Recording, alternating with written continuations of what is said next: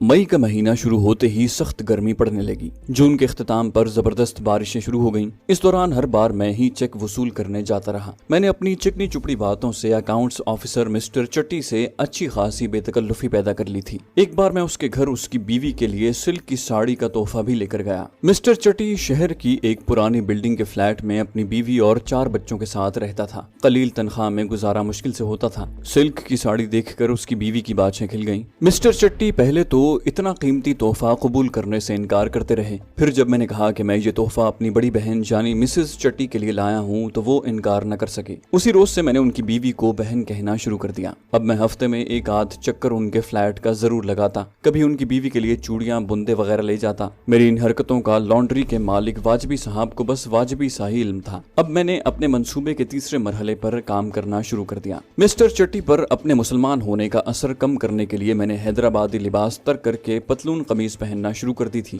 जो कि जनूबी हिंद के हिंदू और मुसलमान नौजवानों का आम पहनावा है। एक रोज मैं मिठाई का डिब्बा और मिसेस चट्टी के लिए एक खूबसूरत चप्पल लेकर शाम को उनके फ्लैट पर गया तो मिसेस चट्टी बेहद खुश हुए। उनकी बीवी ने फौरन कॉफी बनाई। अब मैंने तमिल जबान में थोड़ी बहुत गुफ्तगू करना शुरू कर दी थी। अपनी तमिल जबान को रवां करने के लिए मैं अक्सर वहाँ उसी जबान में बात करता था। कॉफी आई तो मैंने इधर उधर की बातें करने के बाद बड़े अफसरदा लहजे में मिस्टर चट्टी को बताया कि लॉन्ड्री में वाजबी साहब मेरा बड़ा ख्याल रखते हैं, मगर वहाँ मुझे जो तनख्वाह मिलती है उससे मेरा गुजारा नहीं होता। मालिर कोटला में मेरी एक बेवा बहन है जिसके 4 बच्चे हैं। उनकी गुजर औकात भी मेरे ऊपर है, क्योंकि चचा ने हमारी जायदाद में से उसे कुछ नहीं दिया। मैंने कुछ ऐसी अदाकारी की कि मिस्टर चट्टी मुतासिर हो गए। कहने लगे मैं तुम्हारी नौकरी का किसी दूसरी जगह बंदोबस्त करता हूँ। जब मैंने उन्हें बताया कि मैं BSc हूँ तो वो उछल पड़े। बोले ये तुमने मुझे पहले क्यों नहीं बताया था? मैं तुम्हें अपने एटॉमिक कॉम्प्लेक्स में ही नौकरी दिलवा सकता हूँ। तुम ऐसा करो कि उन्होंने उस वक्त अपनी बीवी को कहा कि अलमारी में से कागज कलम लाओ। उन्होंने मुझसे अंग्रेजी में दरखास्त लिखवाई। एक हफ्ते बाद मैं उनके यहाँ गया तो ये खुशखबरी सुनी कि 2-4 दिनों में मेरा काम बन जाएगा। एटॉमिक कॉम्प्लेक्स में नौकरी हासिल करना कोई खाला जी का घर नहीं था। बड़ी जबरदस्त तहकीकात हुई थी, लेकिन मिस्टर चट्टी ने डायरेक्टर एटॉमिक सेंटर के सामने हाजिर होकर कहा कि वो मुझे जानते हैं और मेरी पूरी जिम्मेदारी लेते हैं। मिस्टर चट्टी की वहाँ बहुत इज्जत थी और बेहद असर और रसूख रखता था। मुझे एटॉमिक कॉम्प्लेक्स में असिस्टेंट बॉय की नौकरी मिल गई। मेरी ड्यूटी एटॉमिक रिसर्च ब्लॉक के तहखाने के एक ऐसे ऑफिस में लगी जहां रिसर्च के नताइज का अहम डाटा जीरोक्स करके भाभा एटॉमिक सेंटर को तज्जिये के लिए भेजा जाता था। मुझे कॉम्प्लेक्स के अंदर ही एक क्वार्टर भी मिल गया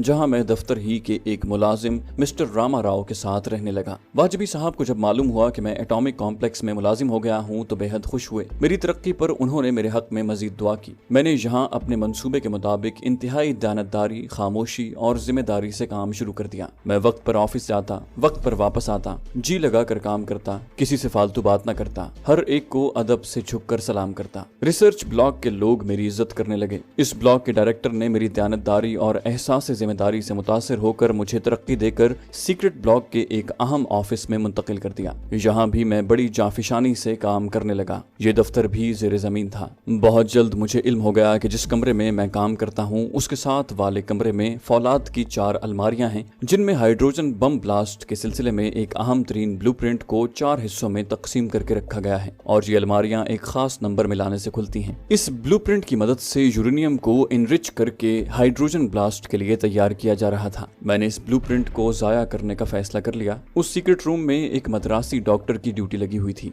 जिसको 4 अलमारियों के सीक्रेट नंबर याद थे। बगैर उसकी इजाजत के किसी को उस कमरे में जाने की इजाजत नहीं थी। उस मद्रासी डॉक्टर की मदद के लिए वहाँ उसका एक असिस्टेंट मौजूद रहता था। उस असिस्टेंट का नाम समराथन था। मैंने उस पर अपनी चश्मे करम डाली। लंच के वक्त कैफेटेरिया में मैंने उसकी तरफ बढ़ना शुरू कर दिया। उससे दोस्ती शुरू कर दी। उससे फिल्मी अदाकारों की बातें करता। एक उसे कमीज का तोहफा भी दे दिया। समराथन मेरा दोस्त बन गया। अब हम कैफेटेरिया में इकट्ठे बैठकर दोपहर का खाना खाते। एक रोज मैं सुबह अपने क्वार्टर से ऑफिस आया तो V2 की एक गोली मेरी जेब में थी। लंच ब्रेक हुआ तो मैं कैफेटेरिया में आ गया। समराथन मेरा इंतजार कर रहा था। उसने अपना डिब्बा और मैंने अपना डिब्बा खोला। वो चावल और सब्जी लाया था। मैं भी चावल लाया था। मेरा क्वार्टर का साथी रामा राव बहुत अच्छा पका लेता था। मैं उसे पैसे दे देता और हम मिलकर खाना खाते। समराथन और मैं तमिल में बातें करते हुए खाना खाने लगे। कूलर चंद कदम के फासले पर दीवार के अंदर लगा हुआ था। खाना खाते खाते मैं खाली ग्लास लेकर उठा और कूलर में से ठंडा पानी ले आया। इस दौरान मैंने उसमें V2 बेरंग और तेजी से हल हो जाने वाली बेजायका गोली डाल दी। मैंने ग्लास मेज पर रख दिया। समराथन की आदत थी कि हमेशा खाना खाने के बाद पानी पीता था। खाना खत्म हुआ तो उसने V2 की गोली वाला हल शुदा ग्लास उठाया और गटागट पी गया। मैंने इत्मीनान इत्मीनान की सांस ली और नतीजे का इंतजार करने लगा। नतीजा कैफेटेरिया में न निकला। समराथन अपने कमरे में और मैं अपने कमरे में आ गया। बमुश्किल कोई 5 मिनट ही गुजरे होंगे कि समराथन के सीक्रेट रूम में से शोर की आवाज आई। उसका बॉस मद्रासी डॉक्टर घबराया हुआ बाहर निकला और बोला, समराथन का दिमाग खराब हो गया है, इसे संभालो। हम सब कमरे की तरफ लपके। समराथन सीक्रेट रूम से बाहर आ गया।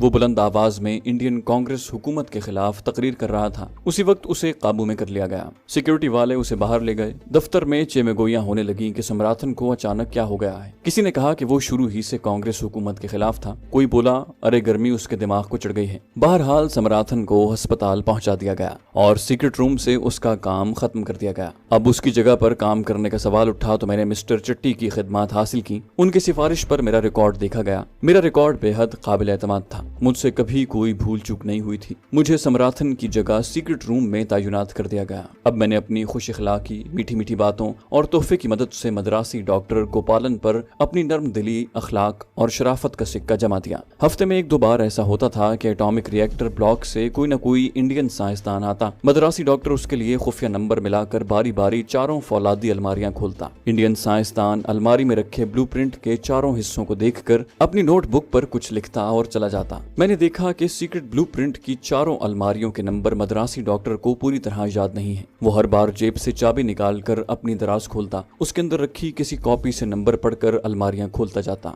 अब मैंने अपनी अगली स्कीम पर गौर करना शुरू कर दिया। मैंने ये खुफिया नंबर हासिल करने थे। मैंने अपने गले में पड़े मुकद्दस नक्श को आजमाने के बारे में सोचा कि क्यों ना मद्रासी डॉक्टर के दिल पर मुकद्दस नक्श का असर डालकर उससे खुफिया नंबर हासिल कर लूं और फिर इसी नक्श के असर से हुक्म दूं कि वो सब कुछ भूल जाए। लेकिन इसमें बहुत बड़ा खतरा था। अगर किसी वजह से मद्रासी डॉक्टर पर नक्श का असर न हुआ और मैंने उसकी आंखों में आंखें डालकर कहा कि मुझे अलमारियों के खुफिया नंबर बताओ तो मैं मारा गया था। उसके बाद मेरा बचाव मुश्किल ही नहीं, नामुमकिन था। मैं 2-3 रोज तक इस मसले पर गौर करता रहा। एक रोज मैं कैफेटेरिया में अकेला बैठा कॉफी पी रहा था कि अचानक एक स्कीम मेरे जहन में आ गई। मैं खुशी से झूम उठा। मैंने केमिस्ट्री पढ़ रखी थी। मैंने एक ऐसा बेजायका महलूल सफूफ तैयार किया जिसके चंद कतरे पीने से इंसान निस्फ घंटे के लिए बेहोश हो जाता है। इसका तजुर्बा मैंने अपने क्वार्टर में एक चूहे पर किया। मैंने दूध में इस महलूल को छोटी सी शीशी में डालकर बंद किया, उस पर से उंगलियों के निशान मिटाए और रुई में लपेटकर अपनी जेब में रखकर दफ्तर आ गया। 4 बजे मैं और मद्रासी डॉक्टर गोपालन कॉफी पिया करते थे। वहीं कमरे में इलेक्ट्रिक कॉफी पॉट रखा था, साथ ही 2 मग भी पड़े रहते थे। उस रोज मैंने जानबूझकर डॉक्टर गोपालन से कहा कि गुरुजी, आज आप अपने हाथ से कॉफी बनाएं। डॉक्टर गोपालन मुस्कुराता हुआ उठा और कोने वाली मेज के पास खड़े होकर कॉफी बनाने लगा। मैं दोनों मग साफ करके ट्रे में रखकर उसके पास आ गया। मैंने डॉक्टर गोपालन के मग में शीशी से चंद कतरे डाल दिए। फिर शुगर पॉट खोलकर पूछा, डॉक्टर गुरुजी, चीनी तो आप वही आधा चम्मच पिएंगे ना? डॉक्टर गोपालन ने इस बात में सर हिलाया और कॉफी तैयार करके पहले मेरे मग में फिर अपने मग में डाली और हम अपनी मेज पर आकर बैठ गए और कॉफी पीते हुए बातें शुरू कर दी। शाम 6:30 बजे हम सीक्रेट रूम को लॉक करते थे। अभी 2 घंटे बाकी थे। बातें करते करते डॉक्टर ने ऊँघना शुरू कर दिया और फिर बेहोश हो गया। उसके मग में अभी कॉफी पड़ी थी। मैंने रुमाल से उसके मग पर लगे हुए अपने उंगलियों के निशान साफ कर दिए। उसकी जेब से चाबी निकालकर दराज को खोला। कॉपी में से अलमारियों के खुफिया नंबरों की मदद से बारी बारी चारों अलमारियां खोलकर हाइड्रोजन ब्लास्ट के ब्लूप्रिंट निकालकर मेज पर रखे। अलमारियों को उसी तरह बंद करके नंबरों की मदद से ताले लगाए। एक बार फिर रुमाल से अलमारियों पर अपनी उंगलियों के निशान पोंछे। अपने कॉफी के मग में बेहोशी के महलूल के चंद कतरे डाले। ब्लूप्रिंट को बाथरूम में ले जाकर आग लगाकर बैतुल खला के सिंक में डाल दिया। ब्लूप्रिंट के चारों हिस्से देखते ही देखते जलकर राख हो गए। फिर मैंने सिंक की हत्थी नीचे कर दी। पानी का एक पुरशोर रेला आया और ब्लूप्रिंट की राख और बचे कुचे टुकड़ों को बहा कर ले गया। बाथरूम में एयर कंडीशनर का ब्लोर लगा हुआ था। धुआं तेजी से बाहर निकल गया। अपनी उंगलियों के निशान साफ करके मैंने रुमाल की मदद से मेज की दराज बंद करके चाबी बेहोश डॉक्टर गोपालन की जेब में रख दी। इस सारे काम में कुल 7 मिनट सर्फ हुए थे। अब मैंने अपने मग में से कॉफी के 2-3 घूंट पिए और अपने बेहोश होने का इंतजार करने लगा। 1.5 मिनट बाद मेरा सर बोझल होने लगा। आंखें अपने आप बंद हो गईं और फिर मुझे कोई होश न रहा। होश आया तो डॉक्टर का अमला और सिक्योरिटी गार्ड्स हमें होश में लाने की कोशिश करते नजर आए। Chief security officer, director research और डायरेक्टर जनरल चारों फौलादी अलमारियां खोले तलाशी ले रहे थे। मद्रासी डॉक्टर गोपालन भी होश में आ चुका था। हमारे बयानात लिए गए। डॉक्टर गोपालन ने कहा कि कॉफी पीते ही उस पर गुनूदगी तारी हो गई और वो बेहोश हो गया। मैंने भी अपने बयान में यही कहा। मगों में बची हुई कॉफी का तज्जिया किया गया तो मालूम हुआ कि उसमें बेहोशी की दवाई मिलाई गई थी। अलमारियों में से ब्लूप्रिंट के चारों हिस्से गायब थे। हम दोनों को हेल्थ यूनिट में पहुंचा दिया गया। फौरन एक बोर्ड ने तहकीकात शुरू कर दी। नतीजा वो निकला जिसके लिए मैंने ये सारा मंसूबा तैयार किया था। तहकीकाती ऑफिसर ने अपनी रिपोर्ट में लिखा कि दुश्मन का कोई एजेंट एटॉमिक कॉम्प्लेक्स में मौजूद है, जिसने मौका देखकर मिस्टर उमर हयात यानी मुझे और डॉक्टर गोपालन को दवा पिलाकर बेहोश कर दिया और इंतहाई कीमती ब्लूप्रिंट्स निकालकर फरार हो गया। इस तहकीकाती रिपोर्ट के बाद कॉम्प्लेक्स में हिफाजती इंतजामात सख्त कर दिए गए। जगह जगह सिक्योरिटी गार्ड्स मुतय्यन हो गए और कॉम्प्लेक्स में महकमे ने अपने एजेंट छोड़ दिए ताकि उस जासूस का सुराग लगाया जा सके जिसने ब्लूप्रिंट्स चुरा लिए थे। मेरा ख्याल था कि मैंने मंडापम एटॉमिक रिएक्टर को पाकिस्तान के खिलाफ तैयार किए जाने वाले हाइड्रोजन बम से महरूम कर दिया है, लेकिन बहुत जल्द मालूम हुआ कि मेरा ख्याल गलत है, क्योंकि उसी ब्लूप्रिंट की 2 नकलें भाभा एटॉमिक सेंटर महाराष्ट्र में मौजूद हैं और उनकी 4 कॉपियां बहुत जल्द मंडापम एटॉमिक कॉम्प्लेक्स में पहुंचने वाली हैं। अब मैंने इस कॉम्प्लेक्स ही को धमाके से उड़ाने का फैसला कर लिया। इंतजामिया ने मुझे और डॉक्टर गोपालन को सीक्रेट रूम से तब्दील कर दिया। मेरी खिदमात एडमिनिस्ट्रेशन वालों के हवाले कर दी गई। इस दौरान मुझसे काफी पूछगिछ की गई थी, मगर मैंने वही बयान दिया जो डॉक्टर गोपालन दे चुका था कि हमें कुछ नहीं मालूम कि हमारे साथ क्या हुआ है, बस कॉफी के चंद घूंट पीते ही हम बेहोश हो गए। इस वाक़े को 5वां दिन जा रहा था कि मैं अपने ऑफिस में काम में मसरूफ था। दोपहर के 5 बज रहे थे। हमें 6 बजे छुट्टी होती थी कि चपड़ासी ने आकर कहा कि मुझे डायरेक्टर रिसर्च ब्लॉक ने अपने ऑफिस में बुलाया है। मैं समझा कोई दफ्तरी काम होगा, शायद मेरी ड्यूटी एक बार फिर सीक्रेट रूम में लगाई जा रही है। एहतियात के तौर पर मैंने अपनी कमीज का ऊपर का बटन खोल दिया, जिसके बाद मुझे गले में पड़ा हुआ मुकद्दस नक्श नजर आने लगा। मैं निहायत सुकून से डॉक्टर के कमरे में दाखिल हुआ ही था कि सामने बैठे हुए एक शनासा आदमी को देखकर मेरे पैरों तले से जमीन निकल गई। ये तिरुचिरापल्ली की मिलिट्री इंटेलिजेंस का वही आदमी था जो मुझे अंडरग्राउंड लेबोरेटरी में अपने चीफ से मिलवाने ले जाया करता था। उसने मुझे देखते ही पहचान लिया और उसके मुंह से बेख्तियार तमिल जबान में निकला, तुम। मेरा कुदरती रद्द अमल वही था जो मैंने किया। दिल में कलमा तैयबा पढ़कर मैंने सीने पर लटकते मुकद्दस नक्श पर एक नजर डाली और फिर उस शख्स की आंखों में आंखें डालकर दिल में दोहराया, तुम मुझे जानते हो, मैं तिरुचिरापल्ली में तुम्हारा दोस्त था। डायरेक्टर ने एजेंट की तरफ देखकर पूछा, आप इसे जानते हैं क्या? एजेंट के दिल की काया पलट चुकी थी। वो नक्श के ज़ेरे असर था और खाली खाली सी नजरों से मेरी तरफ देखते हुए लड़खड़ाती जबान में बोला, हाँ मैं इसे जानता हूँ, ये तिरुचिरापल्ली में मेरा दोस्त था। मैं अभी तक तिरुचिरापल्ली के एजेंट की आंखों में आंखें डाले हुए था। मैंने एक बार फिर उसे मुखातिब करके दिल में दोहराया, इसके बाद तुम मुझे भूल जाओगे। डायरेक्टर ने मेरी तरफ इशारा करके कहा, तुम जा सकते हो। मैं कमरे से बाहर निकल आया। ये एक नई मुसीबत आ गई थी। अगरचे वक्ती तौर पर मैंने उससे छुटकारा पा लिया था, लेकिन उससे किसी वक्त भी दोबारा सामना हो सकता था। अब मैं कहाँ मुकद्दस नक्श को इस्तेमाल करूं? वो कहीं न कहीं मुझे पहचान लेगा और भांडा फूट जाएगा। दफ्तर बंद होने में अभी पौन घंटा बाकी था। मैंने अपने साथ क्लर्क से बात की तो उसने बताया कि तिरुचिरापल्ली से मिलिट्री इंटेलिजेंस का ऑफिसर यहाँ खुसूसी तहकीकात के लिए आया है। मालूम हुआ कि वो कॉम्प्लेक्स में ही किसी जगह ठहरा हुआ है और अभी एक हफ्ते तक यहाँ रहकर तफ्तीश करेगा। मैं कॉम्प्लेक्स के रिएक्टर ब्लॉक को भग से उड़ाने का प्लान बना रहा था और उसके लिए कुछ केमिकल्स हासिल करके इंतहाई ताकतवर बम ब्लास्ट के बारे में गौर कर रहा था। तभी तिरुचिरापल्ली की ये बला आन नाजिल हुई। उसे एक हफ्ता तक यहाँ कयाम करना था। जाहिर है कि वो रोज कॉम्प्लेक्स में आएगा। मैं उससे कहां तक छुप सकूंगा।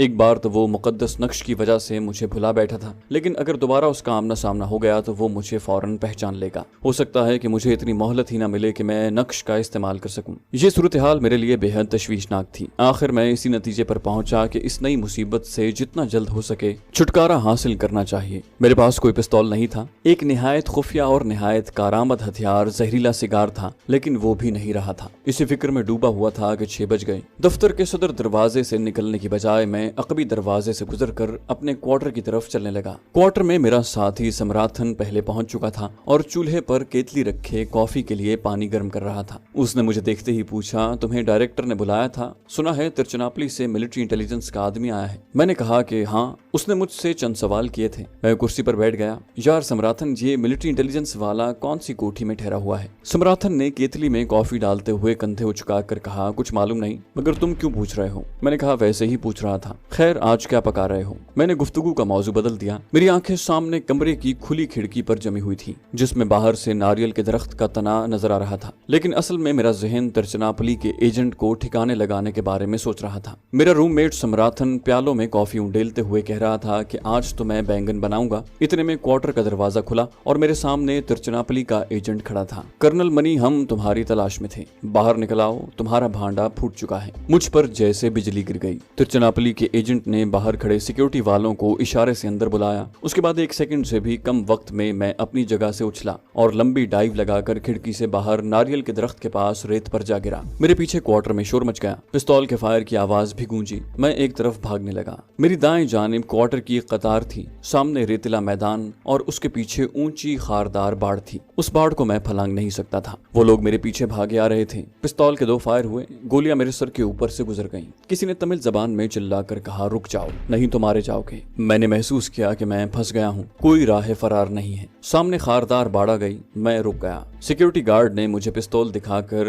हाथ उठाने का हुक्म दिया। छुट्टी का वक्त था। कॉम्प्लेक्स के मुलाजिम घरों को जाते जाते रुक गए। खासा हुजूम हो गया। बहुत जल्द शोर मच गया कि पाकिस्तानी जासूस पकड़ा गया है। सिक्योरिटी गार्ड ने हाथ पीछे बांधकर मुझे जीप में बिठाया और पुलिस स्टेशन की तरफ रवाना हो गए। तिरुचिरापल्ली का एजेंट मेरे साथ था। थाने में सबसे पहले मेरी तलाशी ली गई। मेरी जेब से V2 की बची हुई 2 गोलियां निकली, जिन्हें मैं हमेशा अपनी जेब में रखता था। उन्हें तिरुचिरापल्ली के एजेंट ने फौरन पहचान लिया और मुझे घूरते हुए बोला, तो कर्नल मनी साहब, आपने हमें यहाँ भी धोखा दिया। खैर कोई बात नहीं, सब हिसाब चुका दिया जाएगा। सिपाही मेरे गले का नक्श उतारने लगा तो मैंने तमिल जबान में गिड़गिड़ा कर कहा कि ये मेरी माँ की आखिरी निशानी है। तिरुचिरापल्ली के एजेंट ने उठकर उलट पलट कर देखा। मैंने कहा, ये महज एक तावीज है, मेरी माँ ने मेरे गले में डाला है। एजेंट हंसकर बोला, अगर इसमें कोई असर होता तो तुम आज गिरफ्तार न होते। ये तावीज भी तुम्हारी हिफाजत नहीं कर सका। उसने सिपाही से कहा कि इस तावीज को रहने दिया जाए। सिपाही ने तावीज दोबारा मेरे गले में डाल दिया। एजेंट ने तिरुचिरापल्ली मिलिट्री हेडक्वार्टर में चीफ एजेंट को फोन करके इजाजत हासिल कर ली कि वो मुझे पुलिस की निगरानी में तिरुचिरापल्ली हेडक्वार्टर ले आए ताकि मुझसे मजीद पूछगिछ की जा सके। मुझे हवालात में बंद कर दिया गया। बाहर 2 मुसल्ला सिपाही पहरा दे रहे थे। रात के 8 बजे मुझे हथकड़ी लगाकर जीप में बिठाया गया। तिरुचिरापल्ली का एजेंट, पुलिस इंचार्ज और 2 सिपाही भी साथ हो गए और मुझे मंडापम रेलवे स्टेशन मास्टर के कमरे में बिठा दिया गया। दोनों सिपाही राइफलें कांधों पर लटकाए हुए मेरे सर पर सवार थे। एक सिपाही की बेल्ट से मेरी हथकड़ी की जंजीर बंधी हुई थी। पुलिस इंचार्ज स्टेशन मास्टर से ट्रेन की आमद के बारे में बातें करने लगा। तिरुचिरापल्ली एजेंट किसी को टेलीफोन कर रहा था। 15-20 मिनट के बाद धनुषकोडी की तरफ से तिरुचिरापल्ली जाने वाली गाड़ी आ गई। मुझे सबसे पिछले गार्ड के डिब्बे में बिठाया गया। दोनों सिपाही, पुलिस इंचार्ज और तिरुचिरापल्ली एजेंट भी उसी डिब्बे में मेरे आसपास और सामने आकर बैठ गए। तिरुचिरापल्ली का एजेंट कहने लगा, ये शख्स पाकिस्तान का बड़ा ही खतरनाक जासूस है। इसने हमारे कितने ही आदमियों और मिलिट्री अफसरों को कत्ल किया है। पंजाब और उत्तर प्रदेश में तो इसकी गिरफ्तारी के लिए इनाम भी मुकर्रर हुआ है। अब ये हमसे बचकर नहीं जा सकता। मैं खामोशी से सर झुकाए बैठा था। उनकी किसी बात का जवाब नहीं दे रहा था। मेरा जहन तेजी से फरार के तरीकों पर गौर कर रहा था। ट्रेन चली तो मैंने सोचा कि मुकद्दस नक्श मेरे गले में है, मगर मैं इससे खातिर खा काम नहीं ले सकता। बैक वक्त 4 आदमियों को मैं इससे मुतासिर करके फरार नहीं हो सकता। नक्श उस वक्त मेरे लिए बेकार हो चुका था। फिर मुझे क्या करना चाहिए था? मैंने फरार के एक पहलू पर गौर शुरू कर दिया। गार्ड कोने में अपने लकड़ी के संदूक पर बैठा रजिस्टर पर कुछ इंदराज कर रहा था। ट्रेन रात के इब्तिदाई अंधेरे में शुमाल की तरफ भागी जा रही थी। मैंने देखा कि जिस जगह पर मैं बैठा हूँ वहाँ मेरे करीब ही खिड़की थी जिसका शीशा चढ़ा हुआ था। मेरी तवज्जो का मरकज अब सिर्फ मेरी हथकड़ी थी। मेरे सिर्फ एक हाथ में आहनी कड़ी लगी हुई थी, दूसरा हाथ खाली था। मैं अपने खाली हाथ को खुजाने के बाद आहिस्ता से आहनी कड़ी वाले हाथ के पास ले गया और खुजाने लगा। मैंने लोहे की हथकड़ी के कड़े को जरा सा जोर लगाकर आगे को दबाया तो कड़ा मेरी कलाई पर हथेली के पास आकर रुक गया। मैंने खाली हाथ पीछे कर लिया और सर खिड़की के शीशे से लगाकर यूं आंखें बंद कर ली, गोया नींद आ रही हो। ट्रेन भागी जा रही थी। तिरुचिरापल्ली का स्टेशन पौ फटने के करीब आता था। मेरे पास सारी रात पड़ी थी। ट्रेन एक स्टेशन पर रुकी तो पुलिस इंचार्ज ने चावल मंगवा लिए, थोड़े से मुझे भी खाने को दिए। ट्रेन आगे रवाना हो गई। अगला स्टॉप काफी दूर था। ट्रेन एक नपी तुली रफ्तार के साथ चली जा रही थी। एक खास सुर ताल से उसके पहियों का शोर बुलंद हो रहा था। गार्ड अपने संदूक पर टेक लगाए बैठा ऊँघने लगा। कोई आध घंटे बाद पुलिस इंचार्ज भी ऊँघने लगा। उसका सर आहिस्ता आहिस्ता छाती से लग जाता। वो चौंक कर सर को उठाता, मुझे देखता और फिर ऊँघना शुरू कर देता। उसे देखकर पुलिस के दोनों सिपाही भी ऊँघने लगे। तिरुचिरापल्ली एजेंट ने पहले ही सर दीवार से लगाकर आंखें बंद कर रखी थी। ये मेरे लिए एक सुनहरा मौका था। मैंने दोनों हाथ पेट के साथ लगा लिए और सीट पर उकड़ू बैठकर सर खिड़की से लगाते हुए आंखें बंद कर ली। लेकिन मैं दाएं हाथ की मदद से बाएं हाथ को आहनी कड़ी से निकालने की कोशिश कर रहा था। थोड़ी सी कोशिश के बाद मेरे बाएं हाथ की हथेली का उभार लचकीला हो गया और हथकड़ी का कड़ा थोड़ा सा आगे को खिसक गया। मैंने पूरा जोर लगाते हुए कोशिश जारी रखी। ट्रेन की ब्रेक लगी और उसकी रफ्तार आहिस्ता होना शुरू हो गई। पुलिस इंचार्ज ने आंखें खोलकर पहले मुझे देखा, फिर पुलिस के सिपाहियों को डांटा कि वो सो क्यों रहे हैं। ट्रेन वीराने के आउटर सिग्नल के करीब खड़ी थी। इंजन बार बार विसल दे रहा था। मैंने अपना जकड़ा हुआ हाथ ऊपर उठाकर बायां बाजू खुजाया। मैं ये दिखाना चाहता था कि हथकड़ी अभी तक मुझे लगी हुई है।